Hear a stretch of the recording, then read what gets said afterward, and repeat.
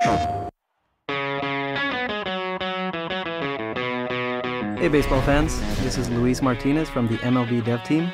In this edition of MLB 13, the show's video blog, we'll be looking at the evolution of franchise mode. This year, we went back to the basics and made the mode about player development. We rebuilt our scouting and drafting systems, as well as training and player progression. It all comes together with our improved menu system, which keeps you up to date on everything that's happening around the league. Let's start by looking at some of these elements. Our info panel on the right side of the screen is now tied to the menu you're highlighting. So in Home, you'll be able to see all of your scouting and budget information, broken down by player and staff salary. And speaking of budgets, we made the system much more dynamic. Even when you start with a small market team, if you string together a couple of successful seasons, your budget will increase to the point that you'll be able to hang with most teams in the league. We've brought back our depth chart, which will display your starters at each position in each level of your organization. We think the depth chart will be very useful when trying to make mid-season decisions about what players to call up and who to send down. This brings us to the new Acquisition Updates panel, my personal favorite.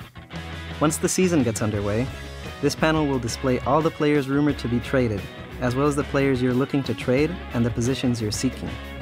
Also, in order to help you plan for the upcoming season, you'll be able to see next year's projected free agents, along with the salaries they'll most likely demand.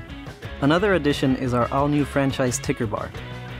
This will be displayed in every screen throughout the mode, so whether you're scouting prospects, adjusting your lineups, or exploring trade opportunities, you'll be getting up-to-date scores, player milestones, injury reports, and more, so that you can stay informed of what's happening around the league.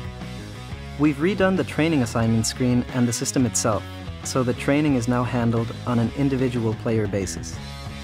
Before, you would lump whole positions in a single training drill, which didn't make sense for certain players who defied the conventions. Now you can go in and identify what each individual player is lacking in and train him accordingly. If this sounds a little bit too complex, don't worry, you can turn on the auto trainer and have it do the work for you. As you cycle through a player's available training drills, you will see the attributes affected by it turn green at the top of the screen, so you know exactly what's being improved upon. Regarding player progression, it has become much more varied than before. In the past, players wouldn't hit their primes until their 30s, and you would see older players remain very highly rated for a long time. Now, you see a nice mix of players in their early to mid-20s become superstars, and you will likely not see many 40-year-old all-stars. Scouting has gone from being an afterthought to one of the centerpieces of franchise mode. When you first enter the scouting screen, you will see a list of blue-chip players which are already fully scouted and well-known throughout the league. They are some of the best players available and should be your first-round targets. These guys are obviously a small percentage of the draft-eligible players, so it's your job to go discover and scout the lesser-known amateurs.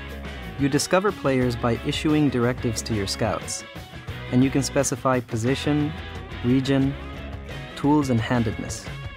Once you discover a prospect, you will have to scout him further to get a more accurate reading on his attributes and MLB ETA.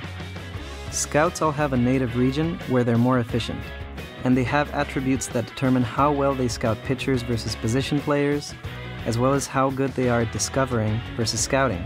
So keep these things in mind when issuing directives. Once the draft comes, you should use all of the information gathered during the scouting period to make your selections, and hopefully start developing the league's next great superstar. With that in mind, keep an eye out for the all-new Top 50 icon, which is only given to the best up-and-coming minor leaguers.